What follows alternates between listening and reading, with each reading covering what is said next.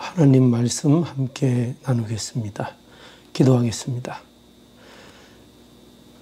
거룩하신 하나님, 은혜를 감사합니다. 오늘도 저희를 말씀 앞에 모이게 하시고 또 기도하는 시간을 갖게 하시니 감사합니다.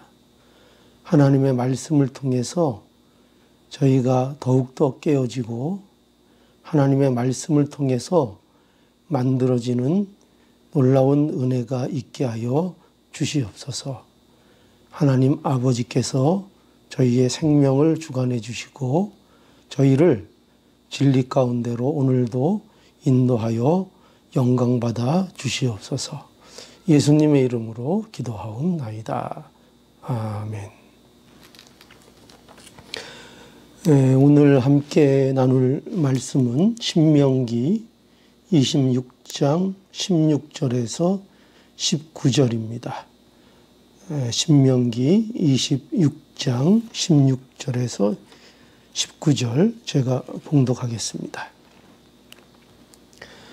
오늘날 내 하나님 여호와께서 이 규례와 법도를 행하라고 내게 명하시나니 그런즉 너는 마음을 다하고 성품을 다하여 지켜 행하라.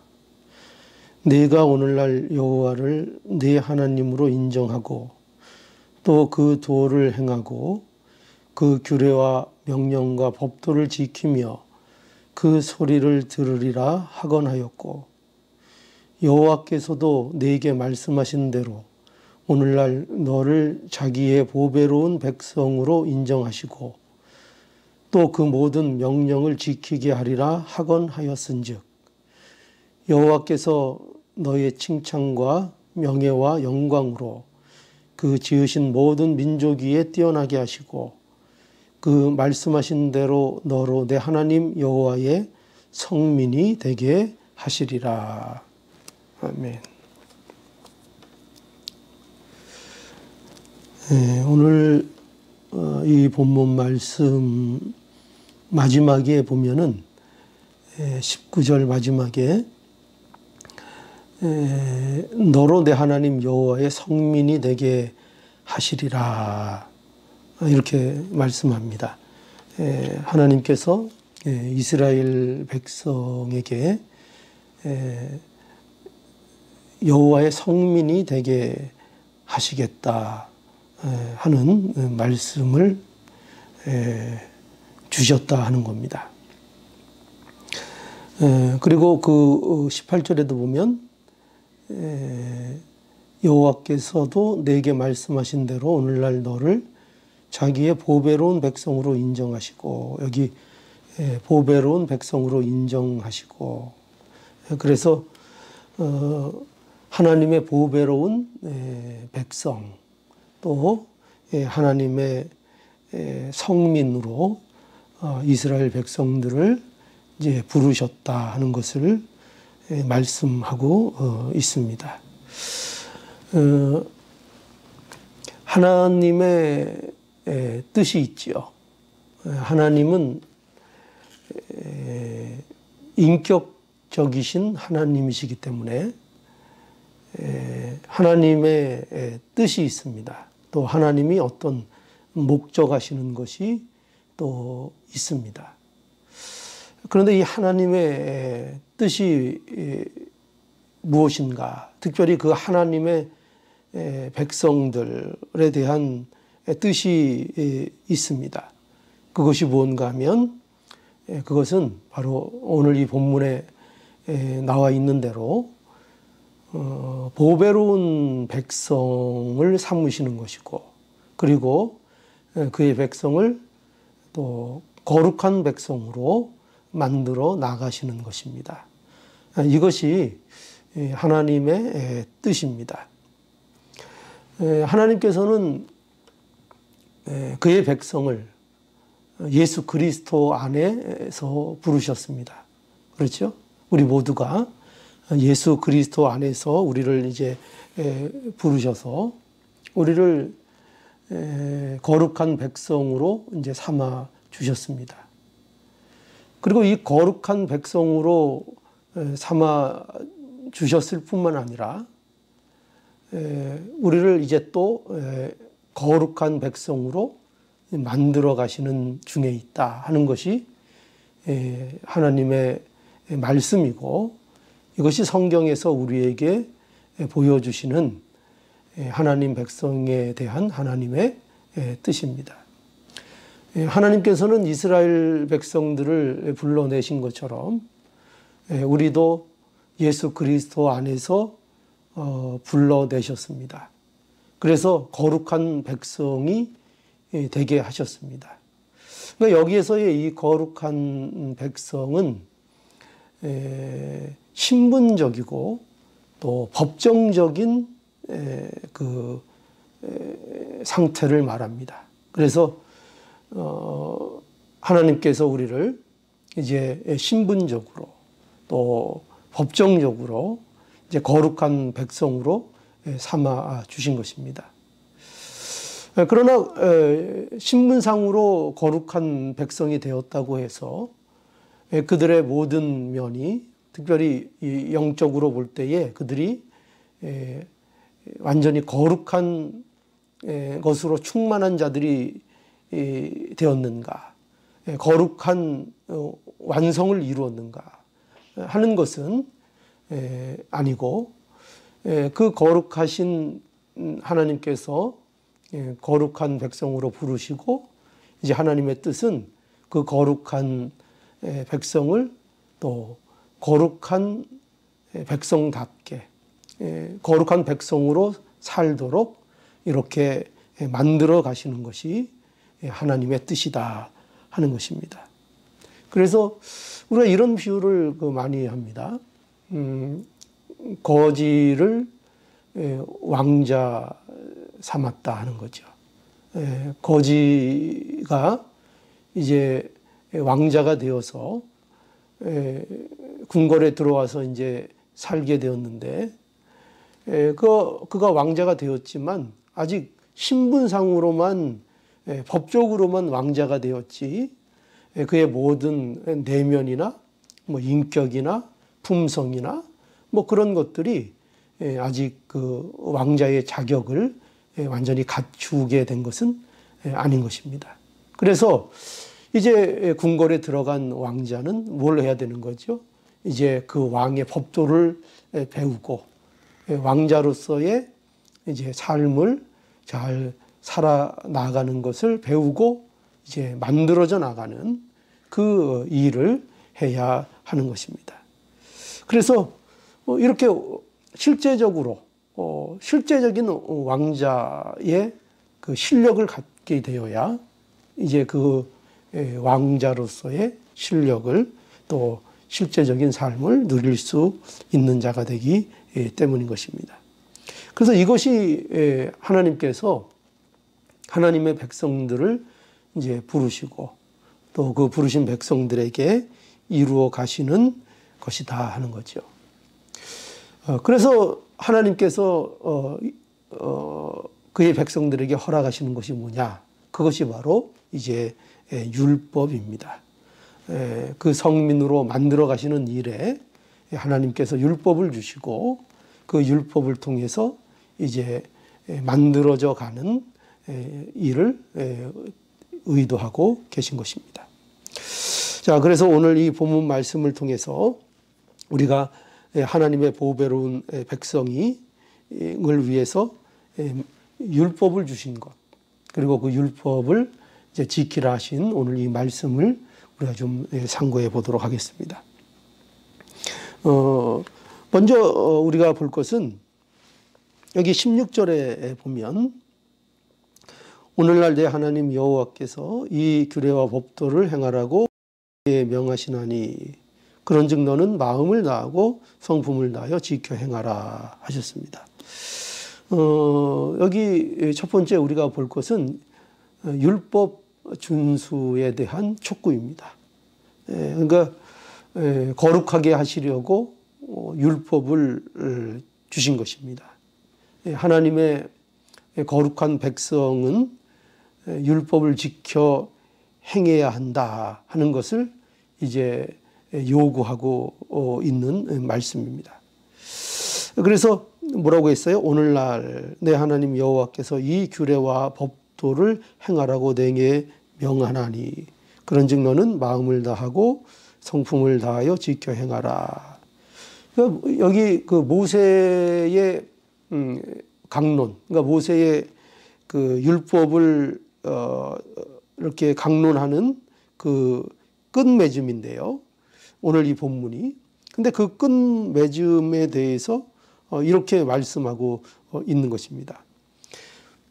이것은 그 크게 보면은 12장 1절로부터 시작된 단락의 매듭이라고 할 수 있는데요. 12장 1절에 보면 이렇게 시작합니다. 내 열조의 하나님 여호와께서 내게 주셔서 얻게 하신 땅에서 너희가 평생에 지켜 행할 규례와 법도는 이러하니라 라고 이제 시작이 되어서 오늘 이제 그 끝맺음으로 주는 단락이 오늘 이 본문인 것입니다. 뭐라고요? 오늘날 내 하나님 여호와께서 이 규례와 법도를 행하라고 내게 명하시나니 그런즉 너희는 마음을 다하고 성품을 다하여 지켜 행하라. 이게 이제 끝맺음입니다. 그러니까 모든 규례와 법도의 마지막 결론으로 주시는 말씀이 무엇인가 하면 율법을 지켜 행하라 하는 거죠. 율법을 지켜 행하라.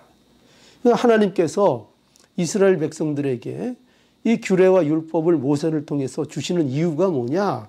그 이유는 지켜 행하라 하는 것입니다. 하나님께서 왜 율법을 주셨는가? 그것을 지켜 행하라. 이렇게 주셨다 하는 거죠. 그러니까 이 가나안 땅은 들어가면 끝이 나는 땅이 아닌 것입니다. 그렇죠? 그것은 새로운 삶이 시작되는 땅인 것입니다. 그것을 위해서 주시는 것이 바로 규례와 법도인 거죠. 그러니까 새 삶을 살아야 하는데 그 새 삶의 방향, 그리고 그 삶이 어떠한 것인가 하는 것을 이제 규례와 법도를 통해서 이스라엘 백성들에게 가르쳐 주시고 그 말씀을 따라 이제 가나안 땅에서 살아야 한다는 것을 말씀하고 있는 거죠. 그래서 우리가 이것을 통해서 기독교 신앙의 그 어떤 성격을 우리가 보게 됩니다. 그러니까 이 기독교 신앙은 우리가 가장 중요한 것을 말할 때 물론 이제 하나님의 은혜를 강조합니다. 하나님의 은혜입니다. 하나님의 백성이 되는 것, 그거 다 하나님의 은혜입니다. 또 오늘날 이렇게 우리가 하나님의 백성으로서 우리의 삶을 살아가게 되는 것, 이거 다 하나님의 은혜입니다. 그런데 그 삶을 사는 데 있어서 우리에게 중요한 것이 뭐냐? 바로 하나님의 말씀인 것입니다. 그러니까 은혜를 강조하는 것이 우리의 삶에 있어서 마땅한데 그 은혜를 받은 자로서 삶을 살아가는 데 있어서 우리에게 꼭 필요한 것이 무엇이냐 할 때 하나님께서 그 삶을 위해서 율법이라는 것을 주셨다 하는 것입니다. 그러니까 우리는 은혜를 받았다고 해서 그저 이제 끝이고 이제 아무렇게나 살아도 되는 것이 아니라 그 은혜를 입고 은혜 받은 백성이기 때문에 이제 어떻게 살아야 합니까? 옛 방식을 벗어나서 새로운 방식으로 새로운 질서를 따라 살아가는 우리의 모습이 되어야 한다는 것입니다. 그런데 이것이 우리에게 있어서 아직 익숙하지 않은 일들이죠. 그래서 하나님께서 주시는 말씀, 율법, 규례, 법도를 통해서 우리가 어떻게 하나님의 백성으로서 살아야 하는가, 하나님이 주신 그 은혜를 어떻게 우리 가운데 풍성히 누리며 살 수 있는가 하는 것들을 이 주신 율법을 통해서 확인하고 또 점검하고 또 그 길을 걸어가는 우리의 모습이 되어야 한다. 이렇게 말씀하는 것입니다. 그래서 이제 우리는 하나님의 은혜를 입은 백성으로서 하나님의 뜻에 따라 살아야 하는 것이죠. 그래서 그것을 안내하는 것이 뭐예요? 그것이 바로 하나님의 말씀인 것입니다. 자, 그러면 어떻게 이제 그 말씀을 지켜야 하는가 할 때 오늘 본문에서는 또 이렇게 말씀합니다. 마음을 다하고 성품을 다하여 지켜 행하라 하는 거죠. 그 하나님의 말씀을 지켜 행해야 하는데 어떻게 지켜 행해야 하는가? 마음을 다하라는 것입니다. 또 성품을 다하라 이렇게 말씀하고 있죠. 이것은 인격적인 섬김을 말하는 것입니다. 그러니까 이 마음이라는 것은 존재적인 섬김을 강조하는 것입니다. 마음을 다하라. 또 성품을 다하라. 이것은 인격성을 강조하는 말씀인 거죠. 그러니까 기계적인 것이 아니라는 것입니다. 그래서 신명기 6장 4절에도 보면 이 부분에 대해서 이렇게 강조하고 있습니다. 너는 마음을 다하고 성품을 다하고 힘을 다하여 내 하나님 여호와를 사랑하라. 이렇게 말씀하셨습니다. 그러니까 이렇게 전심으로, 존재로 지키고 행하는 것, 이것이 바로 하나님을 사랑하는 것이다. 이렇게 말씀하고 있는 거죠. 그러니까 이 기독교 신앙은 하나님과의 전인격적인 관계를 말하는 것입니다. 또 그 관계로서 즐거워하고 그 관계로서 사는 것, 이것이 기독교 신앙의 중요한 그 신앙의 내용이라고 말할 수 있습니다. 그렇게 볼 때 기독교 신앙은 결코 어떤 일을 이루기 위한 도구 또는 수단이 될 수 없는 거죠. 왜냐하면 기독교 신앙이라는 것이 하나님과의 관계이니까요. 그 관계가 우선이고 그 관계가 목적인 것이지 결코 기독교 신앙은 하나님을 어떤 것을 얻어내기 위한 무슨 도구나 수단으로서의 하나님을 섬기는 것이 아닌 것입니다. 그저 하나님과의 관계 속에서 하나님이 주시는, 하나님 그분으로 인하여 우리에게 뭐라 그럴까요? 공급되는 그런 것들을 자연스럽게 누리게 되는 것이고, 그 하나님의 안에 있는 것들이, 하나님이 주시는 것들이 우리의 복이 되는 그 관계성 속에서 살아가는 것이지, 우리가 그런 관계가 없이, 그런 관계성이 없이 그저 하나님을 어떤 내가 원하는 것들을 얻어내는 도구나 어떤 수단으로 쓰는 것은 결코 기독교 신앙이 아닌 것입니다. 그래서 하나님과의 인격적인 관계, 그것이 기독교 신앙의 중요한 본질이라는 것을 우리는 분명히 알아야 합니다. 우리는 그런 의미에서 예수님을 전심으로 사랑하는 것입니다. 그러니까 거기에는 뭐가 있는가 하면요, 예수님의 십자가가 있는 것입니다. 예수님의 십자가를 의지함으로, 예수님의 십자가를 의지함으로 하나님을 전심으로 사랑해야 합니다. 그래서 하나님의 백성으로서 율법을 지킬 것을 촉구하는 내용으로서 말씀이 주어지고 있습니다. 그리고 두 번째로는 이제 보배로운 백성이 왜 율법을 준수해야 하는가 하는 문제를 우리가 좀 보겠습니다. 그러니까 율법을 지켜야 할 당위성, 왜 과연 이 보배로운 백성이 하나님의 말씀 또 율법을 준수해야 하는가 하는 거죠. 자, 그것을 우리 본문에서 보면 17절 한번 보겠습니다. 17절과 18절. 내가 오늘날 여호와를 내 하나님으로 인정하고 또 그 도를 행하고 그 규례와 명령과 법도를 지키며 그 소리를 들으리라 하곤 하였고, 여호와께서 또 내게 말씀하신 대로 오늘날 너를 자기의 보배로운 백성으로 인정하시고 또 그 모든 명령을 지키게 하리라 하건 하였은즉. 여기 율법을 준수해야 될 이유가 무엇인가, 그 당위성, 그게 뭔가 여기 말씀하고 있는데요. 그것은 관계에 있다는 겁니다. 관계. 하나님과의 관계. 아까도 그 기독교 신앙의 본질, 그것이 결국 하나님과의 관계라고 말씀드렸죠. 그리고 또한 말씀을 왜 우리가 지켜야 하는가? 이스라엘 백성들이 왜 말씀을 준수할 것을 요구받고 있는가 할 때 그 당위성이 뭔가 하면 그것도 역시 하나님과의 관계에 있다 하는 것입니다.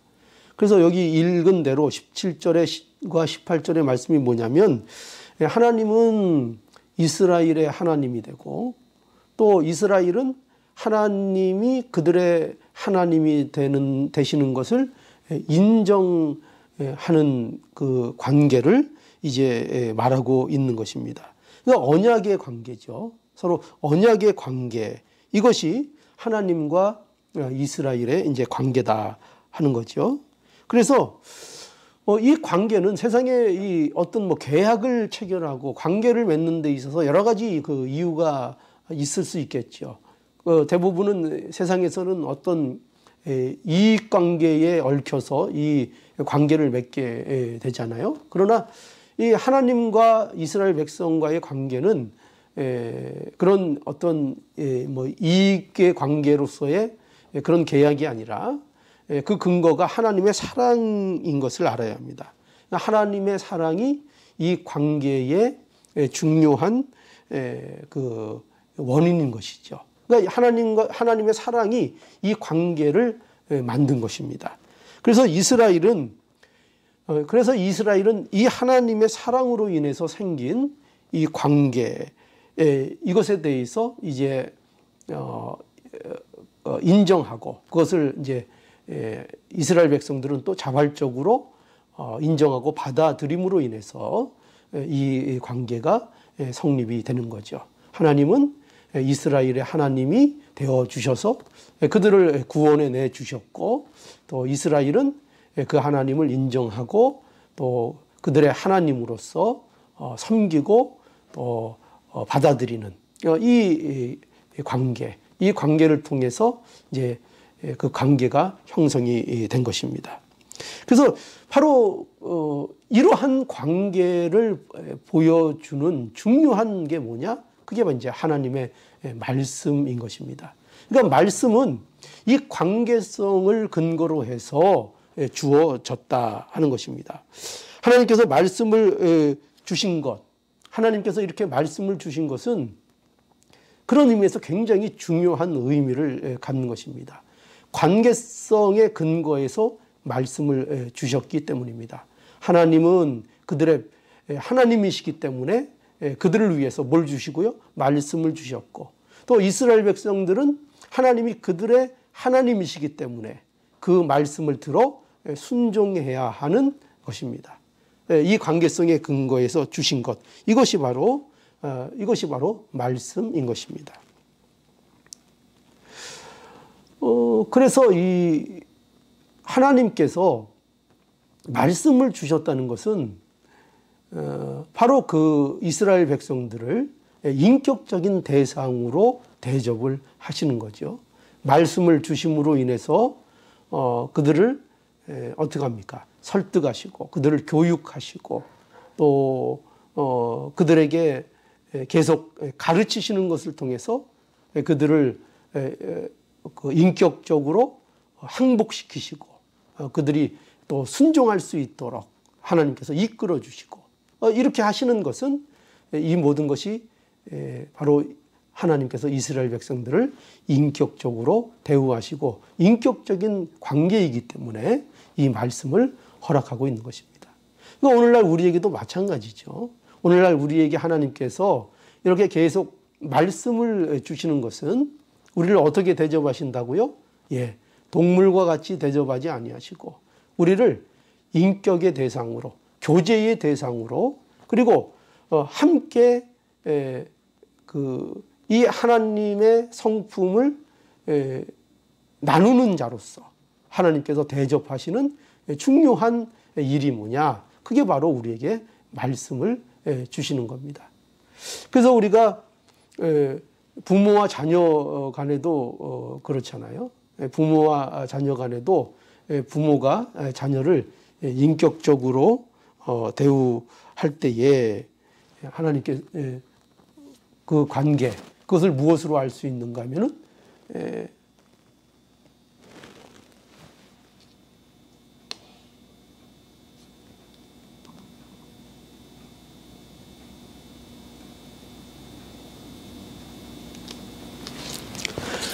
그래서 이제 우리가 그 부모와 자녀 관계에 예를 들면은 자녀가 부모의 말씀을 순종해야 하는 근거도 어디에 있는가 할 때 바로 관계에 있는 거죠. 그죠? 어떤 관계입니까? 부모가 그 자녀의 부모인 것이고 또 부모에게는 자녀인 것이고 그런 관계성이 있기 때문에 자녀는 그 부모의 말씀에 대해서 또 순종하고 들어야 할 당위성을 갖게 되는 거죠. 그와 마찬가지로 하나님도 우리의 하나님이 되시고 우리는 하나님의 백성 또 하나님의 자녀가 되기 때문에 하나님의 말씀을 당연히 순종하고 마땅히 지켜 행하는 자리에 있어야 할 것입니다. 이것이 바로 우리가 하나님의 말씀을 준수해야 하는 또 지켜야 하는 마땅한 일인 것을 우리가 알 수 있습니다. 그래서 이러한 그 관계성으로 인해서 이제 하나님께서 우리에게 요구하시는 세 가지가 있습니다. 물론 앞에 말씀들과 좀 중복되는 면도 있지만 그 세 가지를 한번 정리해서 말씀드리면 다시 17절을 보면은 한번 읽어보겠습니다. 내가 오늘날 여호와를 내 하나님으로 인정하고 또 그 도를 행하고 그 규례와 명령과 법도를 지키며 그 소리를 들으리라 하곤 하였고 여기 있는 대로 이 관계성으로 인해서 즉 하나님께서 이스라엘의 하나님이 되시고 이스라엘은 그것을 인정하기 때문에 그들이 마땅히 지켜야 할 그 관계를 통해서 이제 하나님께서 그들에게 요구하시는 것이 있는데 그게 뭐냐 하면 첫 번째로 그 도를 행하고입니다. 그 도를 행하라. 여기 17절에 보면 내가 오늘날 여호와를 내 하나님으로 인정하고 또 그 도를 행하고 이렇게 되어 있죠. 그 도를 행하고 하나님의 도죠. 그 도, 하나님의 도. 그런데 이 도는요. 특별히 무엇을 우리가 좀 여기에서는 생각해야 하는가 하면은 이 도는 길이라는 의미를 가지고 있습니다. 길이요. 길이 뭔지 아시죠? 우리가 이렇게 걸어가는 길, 어디를 향해서 이렇게 가는 길을 우리가 보통 얘기하는데 이 그 도라는 것은 그런 의미에서 하나님의 길입니다. 하나님의 길. 그러니까 하나님께로 가는 길일 수도 있고 하나님의 뜻을 따라 걷는 삶의 모습, 삶의 방향을 얘기할 수도 있습니다. 그 길, 그것을 말해요. 그러니까 그 도를 행하는 것, 그것을 하나님께서 요구하십니다. 그래서 우리가 시편 1편에 보면은 길이라는 그 이미지가 거기에서는 많이 이제 사용되고 있습니다.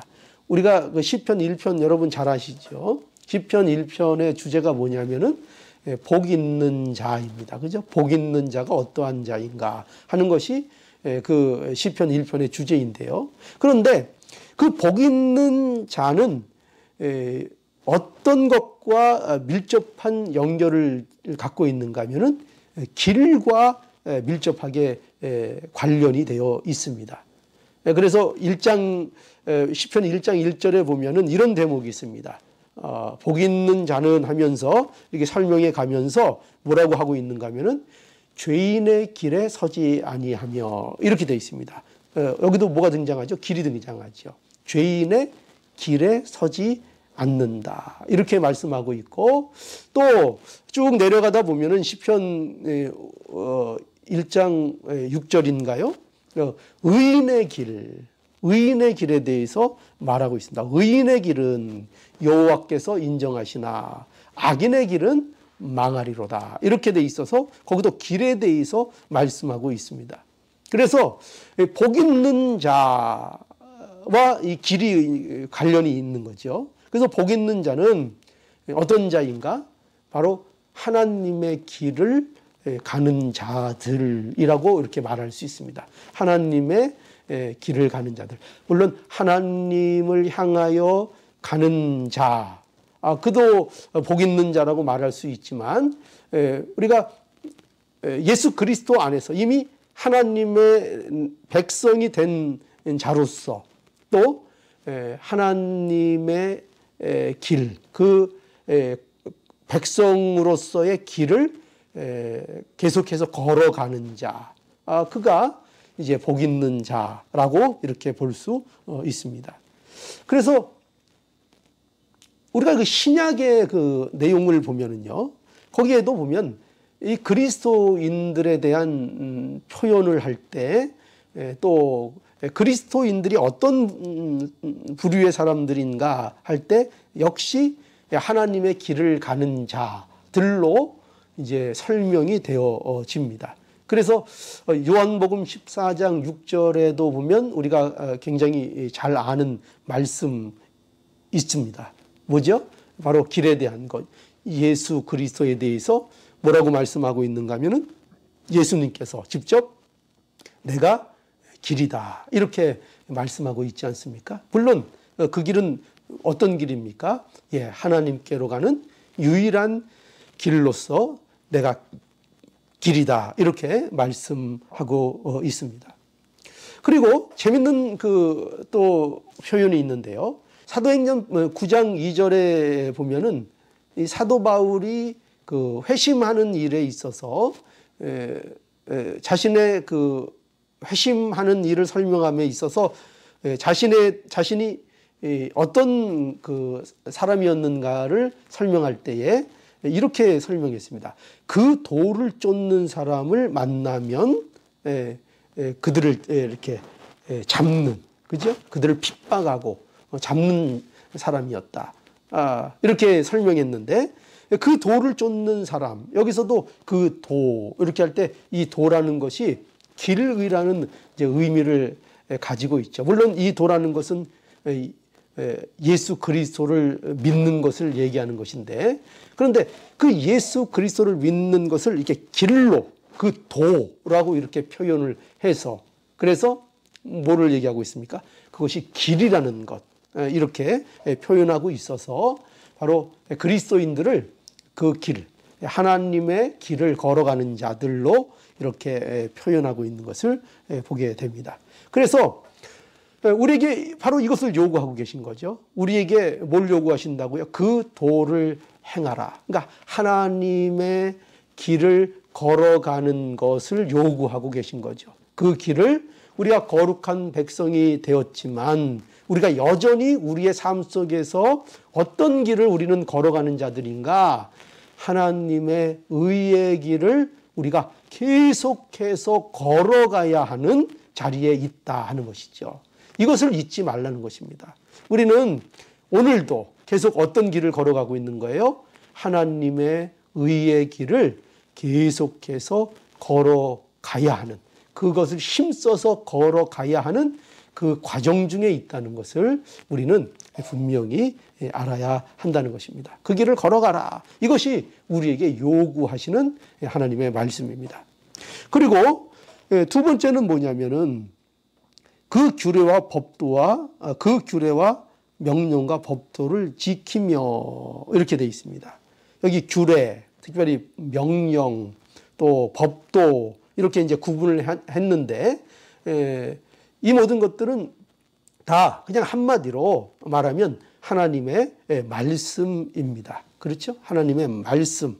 그래서 모든 규례와 명령과 법도는 이건 마치 무엇과 같은가 할 때에 우리가 길을 잘 가기 위해서는 꼭 필요한 것이 있죠.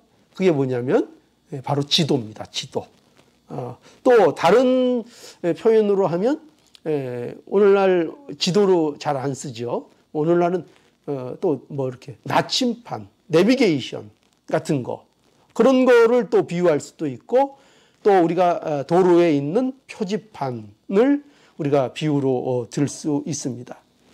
그러니까 하나님이 우리에게 주신 이 규례와 명령과 이 법도, 하나님의 말씀은 그것이 마치 무엇과 같다고요? 지도와 같고 나침반과 같고 표지판과 같아서 우리가 하나님의 길을 걸어가는 자들인데, 하나님의 의의 길을 걸어가야 하는데, 그 우리가 걸어가고 있는 그 하나님의 의의 길이 과연 어떤 길인가, 우리가 걸어가고 있는 그 길이 어떤 길인가를 우리가 어떻게 알 수 있는가 할 때 뭐를 보고 알 수 있다고요? 바로 이 표지판을 봄으로 인해서, 이 지도, 하나님의 말씀인 이 지도, 이 표지판을 봄으로 인해서 하나님의 의의 길이 과연 어떤 길인가 하는 것을 우리가 알 수 있고, 그래서 우리가 가는 길이 우리가 제대로 가고 있는가 하는 것을 이 말씀을 통해서 우리가 확인할 수 있다 하는 것입니다. 그래서 이 안내판, 이 말씀, 이 표지판, 이게 권위가 있어야 되는 거죠. 그러니까 안내판이 권위가 없으면, 믿을 수가 없으면 안 되죠. 지도가 권위가 없고 그 지도가 분명하지 않으면, 틀리면은, 그러면은 문제가 크게 일어나는 거죠. 그래서 다행히도, 그런데 우리에게 있어서는 뭐가 지도입니까? 뭐가 나침판입니까? 뭐가 안내판입니까? 그렇죠. 하나님의 말씀입니다. 하나님의 말씀.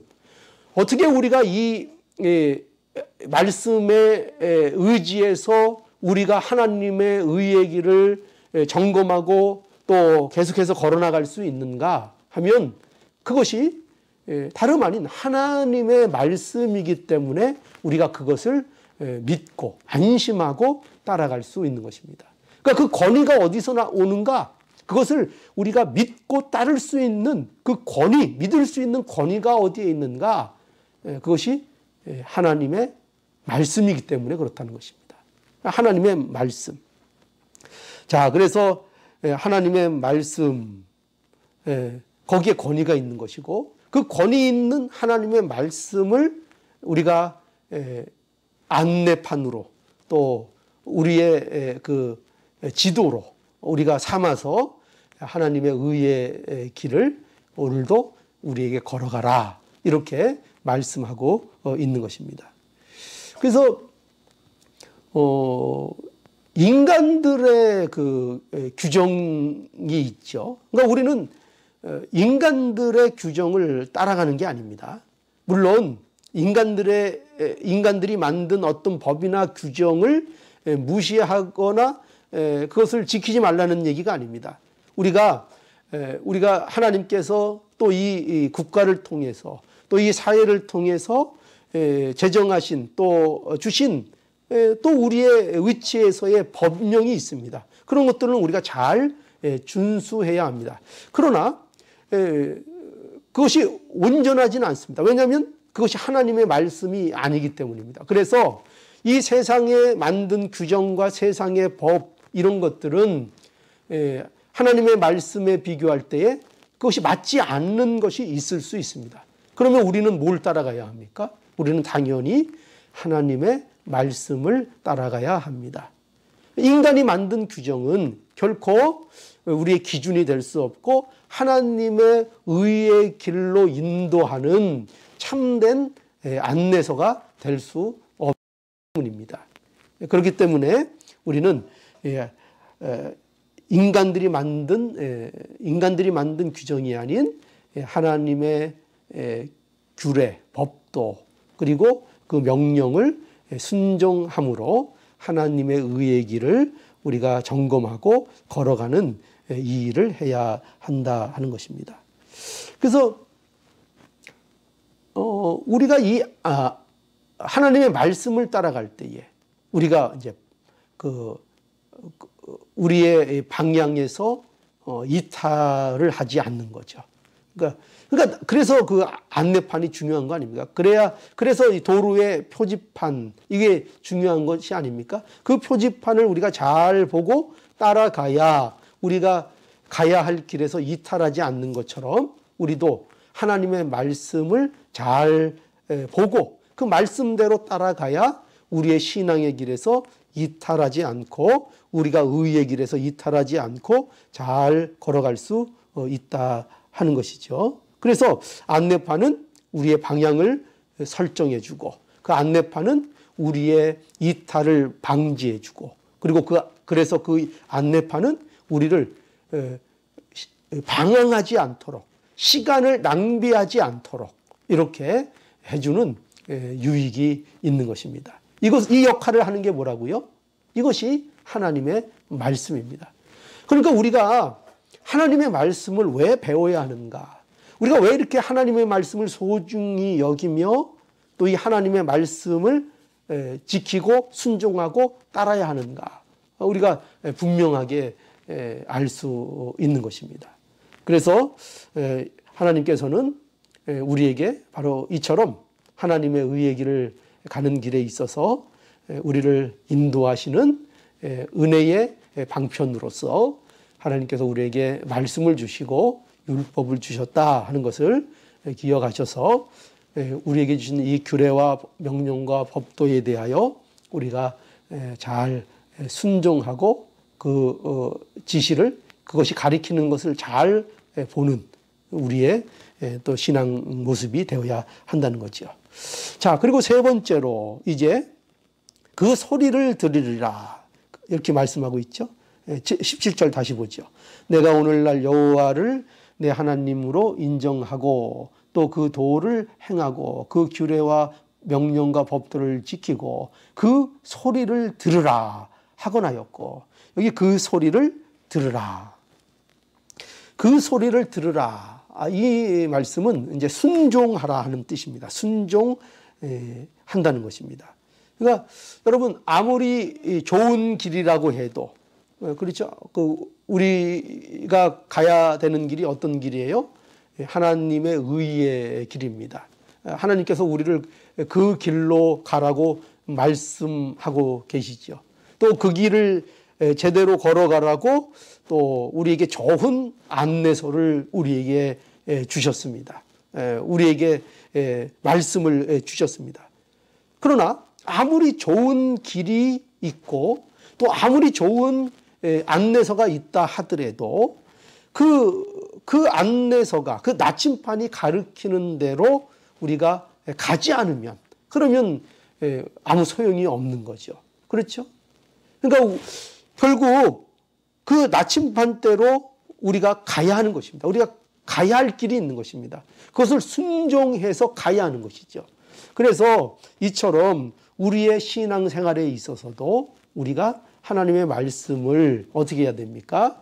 그 말씀을 그저 듣는 것으로 그저 가지고 있는 것으로 만족하는 것이 아니라 그 말씀을 우리가 지켜 행하는 자가 되어야 한다. 이렇게 말씀하고 있는 것입니다. 그래서 어떻게 지키라고 말씀하셨죠?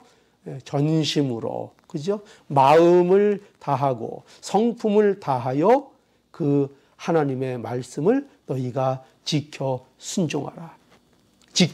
지켜라는 것은 너희가 간직하라. 그것을 잊어버리지 말고 너희 마음에 간직해서 그것을 잊지 말고 삶 속에서 순종해 나가라. 그래서 어떻게 하라고요? 하나님의 의의 길, 거룩을 위한 길, 그 길을 너희들이 하나님의 백성이니까 그 관계가 하나님하고 맺어진 상태니까 하나님의 자녀가 되었으니까 그러니까 어떻게 하라고요? 그 길을 걸어가라. 그런데 너희들 마음대로 걸어가야 되는 것이 아니라 나침판이 가리키는 대로 하나님이 주신 말씀대로 그 규례와 법도와 명령대로 걸어 순종해서 이제 가라 순종해라 이렇게 말씀하고 있는 것입니다. 자, 그러면 이렇게 하면 이런 자들에게 이제 어떤 결과가 나타나는가? 율법의 준수의 결과, 세 번째, 율법 준수의 결과, 보배로운 하나님의 백성이 받는 복, 그것이 무엇인가? 19절 한번 보겠습니다. 19절. 여호와께서 너의 칭찬과 명예와 영광으로 그 지으신 모든 민족 위에 뛰어나게 하시고 그 말씀하신 대로 너로 내 하나님 여호와의 성민이 되게 하시리라. 예, 그 축복이 뭐냐? 바로 그것이 모든 민족 위에 뛰어나게 하시고, 그렇게 돼 있고, 또 뭐라고요? 하나님의 성민이 되게 하시리라. 하나님의 거룩한 성민, 하나님 여호와의 성민이 되게 하시리라. 성민이 되게 하신다는 거예요. 여기 그 성민이라는 것은 우리가 잘 아는 대로 거룩한 백성을 말하는 거죠. 거룩한 백성. 거룩한다는 의미는 구별된 존재로 부르심을 받았다는 것입니다. 그러니까 하나님께서 이스라엘 백성을 거룩한 백성으로 그들을 구별하여 불러내셨고, 또 그와 같이 우리도 예수 그리스도 안에서 거룩한 백성으로 우리를 불러내신 것입니다. 그런데 무엇을 위해서 우리를 거룩한 백성으로 구별하여 불러내셨는가 할 때 바로 거기는 목적이 있다는 거죠. 하나님의 영광을 위해서 우리를 불러내신 것입니다. 하나님께서 우리를 예수 그리스도 안에서 거룩한 백성, 보배로운 백성으로 우리를 삼아 주신 것입니다. 우리를 이제 법적으로, 우리를 신분적으로, 우리가 흔히 칭의하잖아요. 그래서 우리가 하나님 예수 그리스도 안에서 거룩히 여김을 받는 자로 우리가 법적으로 선언을 받았습니다. 그래서 우리가 신분적으로는 하나님의 거룩한 백성이 되었습니다. 그 백성을 부르셔서 이제 뭘 주신다고요? 말씀을 주십니다. 그 말씀을 주시는 것을 통해서 우리를 이제 어떻게 만들어 가신다고요? 그 거룩한 백성답게 만들어 가십니다. 그렇게 만들어 가셔서 무엇을 이루려고 하시는가? 그것을 통해서 하나님의 영광을 나타내시겠다는 것입니다. 그러니까 성도를 거룩하게 만드시는 목적이 뭐예요? 하나님의 영광을 나타내시는 데 있는 것입니다. 이것을 위해서 반드시 하나님께서는 그의 백성들을 거룩히 만들어 나가신다 하는 것입니다. 우리 성도의 특별함이 바로 여기에 있습니다. 우리는 단지 거룩한 백성으로 부름을 받는 것으로 끝나는 것이 아니고, 거룩한 백성으로 부름을 받은 자들은 하나님께서 또한 그들의 삶 속에서 거룩한 백성으로서 그들의 내용이 채워지도록 하나님께서 만들어 가신다 하는 것입니다. 예, 물론 부족한 것이 많고 연약한 것이 많고 그 안에는 아직도 죄성이 많이 남아 있지만, 그럼에도 불구하고 하나님께서 그들의 인생 속에서 그런 자들을 어떻게 만들어 가신다고요? 하나님의 거룩한 성품을 드러내는 자로서, 하나님의 하나님 되심이 나타나는 자로서 그 성도들을 하나님께서 빚으시고 만들어 가신다는 것입니다. 그 성도의 삶 속에서 깰 것을 깨내시고, 또 더해낼 것을 더해내시고, 붙일 것을 붙이시고 해서 그 과정을 뭐로 하신다고요? 말씀을 통해서 그렇게 해 나가신다는 것입니다.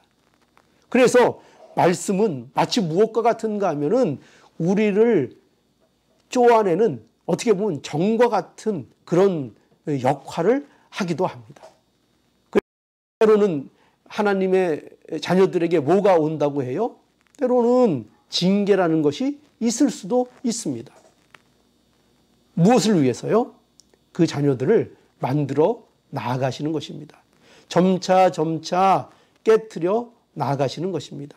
그리고 무엇이 참으로 복인지, 또 하나님의 사랑이 무엇인지, 하나님의 은혜가 무엇인지를 우리의 삶 속에서 배워 나아가도록 하나님께서 우리의 삶 가운데 늘 역사해 주신다는 것입니다. 결코 우리가 잘나서 또는 우리의 의 때문에 그것이 이루어지는 것이 아니라 하나님께서 우리에게 그렇게 역사하시고 만들어 가신다는 것입니다. 우리를 그렇게 만들어 가신다는 것입니다. 그래서 우리의 삶 속에서 이 일이 끊임없이 진전되어져 나가고, 그래서 어떻게 보면 이 기독교적인 삶의 우리의 삶 속에서 열매, 이런 것들은 굉장히 오랜 시간들을 요구합니다. 때로는 하나님이 원하시면 물론 단시간 내에 이루어지는 것들도 있죠. 그러나 근본적으로 하나님께서 우리에게 이루시려고 하는 것, 또 우리에게 있어서 이루시는 참된 복의 그 어떤 내용들이 성품적인 것이고, 그것이 우리가 하나님의 어떠하심을 드러내는 것으로서의 복들이기 때문에 우리의 삶 속에서 그것을 이루어내시는 것들이 시간이 걸리고, 왜냐하면 그것이 그저 강제적으로, 그것이 기계적으로 이루어지는 것이 아니라 하나님께서 말씀을 통해서 우리를 인격적으로 항복시키는 작업을 하심으로 이루어내시기 때문인 것입니다. 그러니까 하나님께서 우리에게 왜 말씀을 주신다고요? 그 말씀이 갖고 있는 중요한 의미가 뭐라고요? 하나님이 우리를 기계적으로 대하시지 않고 우리를 인격적으로 대하신다는 것입니다. 그래서 말씀이 뭐 하는 겁니까? 말씀을 가지고 우리를 찾아오셔서 설득하시고 설명하시고 우리를 그렇게 계속 가르치시고 하는 것을 통해서 우리를 어떻게 하신다고요? 우리의 인격적으로 우리를 항복시키시는 것입니다. 때로는 우리를 채찍도 하시고, 그러나 다시 우리를 또 말씀으로 언제나 찾아와 주시고, 그 말씀으로 그 모든 것들을 설명해 주시고 하는 과정을 통해서 우리를 인격적으로 설득시키셔서 참된 마음의 항복을 받아내기를 하나님께서는 원하시고, 우리의 삶 속에서 그렇게 우리의 인격적인 마음의 항복이 하나님 앞에 늘 나타날 수 있도록, 그것이 우리의 삶 속에서 자주자주 하나님 앞에 고백되어질 수 있도록 하나님께서 역사하시고 있다는 것입니다. 그래서 우리가 이것을 알고 그런 의미에서 우리에게 복이 무엇인지를 우리가 알아야 한다는 것입니다. 여러분, 그래서 하나님께서 오늘날 우리를 보배로운 백성으로 예수 그리스도 안에서 불러주셨을 뿐만 아니라 또 우리를 예수 그리스도 안에서 오늘도 거룩한 하나님의 성민으로 우리를 만들어 가시는 중에 있다는 것을 우리가 알아야 하겠습니다. 우리가 비록 부족하지만, 우리가 연약하고 또 넘어질 때도 많고, 우리가 하나님을 염려하게 만들어 드릴 때도 많고, 참으로 그런 일들이 우리 안에 많이 있는 것이 사실이지만, 그럼에도 불구하고 하나님께서 우리를 위해서 끊임없이 일하시고 우리를 오늘도 하나님의 거룩한 성민으로 우리를 만드시는 이 역사를 이루어 가시는 중에 있다는 것을 우리가 믿고 하나님의 말씀을 의지하고 하나님이 주시는 말씀을 지켜 순종하는 우리의 삶을 살아야 하겠습니다. 우리는 할 수 없지만 하나님께서 이루신다는 것을 우리는 믿어야 하겠습니다. 그래서 우리의 삶이 하나님의 영광을 증거하는 삶으로서 우리의 삶의 순간에서 많이 채워져 나가도록 우리가 오늘도 겸손히 하나님 앞에 기도하고 또 하나님의 말씀을 대함으로 인하여 우리가 더욱더 하나님의 영광, 하나님의 하나님 되심을 이 땅 위에 조금이라도 우리의 인생 속에서 증거하며 살아갈 수 있는 우리의 복된 인생이 되기를 간절히 바랍니다. 기도하시겠습니다. 거룩하신 하나님 감사합니다. 하나님께서 저희를 보배로운 백성으로 삼아주셨고 오늘도 예수 그리스도 안에서 우리에게 말씀을 주셔서 거룩한 성민으로 거룩을 향하여 날마다 걸어가도록 말씀을 주시니 감사합니다. 오늘도 우리 자신을 의지하지 않고 하나님 아버지 주시는 말씀을 우리가 따라가므로 하나님 앞에 복된 인생이 되게 하시고 또 하나님 앞에 성장하고 하나님의 영광을 나타내는 복된 인생 되게 하여 주시옵소서. 이 하나님의 충만하신 복이 우리의 인생과 우리의 공동체와 믿음의 가정들 위에 가득 차게 하여 주시옵소서. 예수님의 이름으로 기도하옵나이다. 아멘. 오늘도 함께 기도하는 시간 갖기를 원합니다. 이번 주 믿음의 가정은 우리 박병기 집사님 가정입니다. 우리 박민정 집사님을 위해서도 기도해 주시고요. 그 가정이 주 안에서 믿음이 더욱더 견고해지고 하나님 사랑하고 또 이웃을 사랑하는 복된 가정이 되도록 기도해 주시기 바랍니다. 또 예배 재개를 위해서 많이 기도하시는 중에 있으리라 믿습니다. 더욱더 힘써 기도해 주시기 바랍니다. 아마도 정부에서나 또 여기 주정부에서 예배를 허용하는 것으로 이렇게 안내가 내려온 것으로 이렇게 보입니다. 그래서 우리가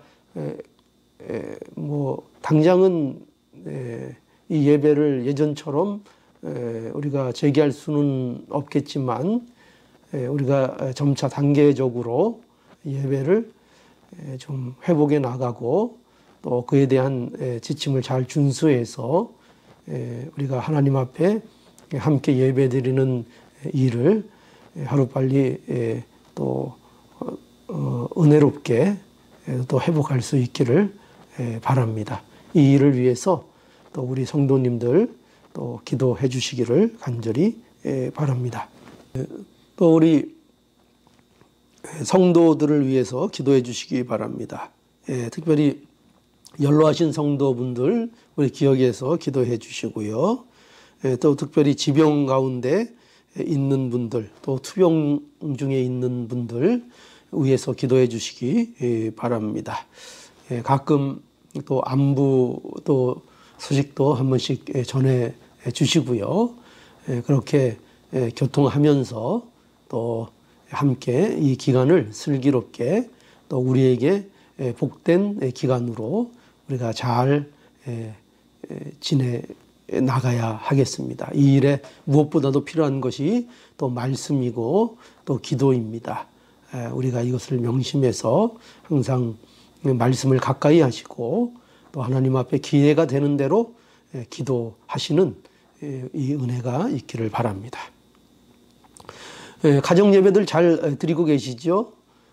가정 예배 소홀히 하지 마시고 우리가 이렇게 함께 모여 예배드리지 못하는 이 시기가 어떻게 보면 우리가 얼마나 이 예배를 소중히 여기는가 하는 모습을 확인할 수 있는 그런 또 기회일 것 같습니다.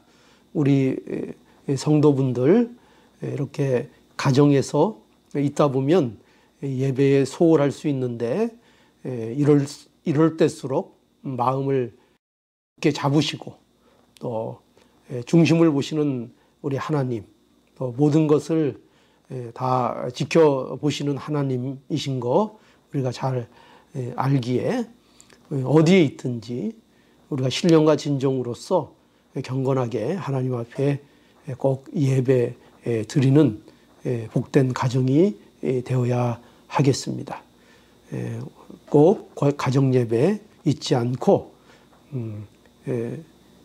우리가 어떤 의미에서 모였을 때보다도 더 경건하고 또 마음을 다하여 하나님 앞에 예배 드릴 수 있기를 간절히 저는 소원합니다. 또 오늘 이 말씀 마치고 하는 기도회 또 소홀히 하지 마시고 우리가 30분 정도 마음을 합해서 하나님 앞에 기도할 수 있기를 바랍니다. 우리가 기도하지 않는 것은 아직도 우리가 너무나도 교만한 가운데 있는 것이고 우리가 오만한 상태에 있는 것입니다. 이것은 결코 하나님의 의의 길을 걸어가는 자들의 복된 모습이 아닙니다. 그러니 우리가 이렇게 어려운 기회 또 이런 징조 하나님께서 보여주실 때에 우리가 마음을 겸손하게 해서 하나님 앞에 무엇보다도 기도하는 이런 복된 모습이 되어야 하겠습니다. 꼭 잊지 마시고 수요일 날 저녁 8시 이후에는 다른 일 하지 마시고 하나님 앞에 전심으로 기도할 수 있기를 바랍니다.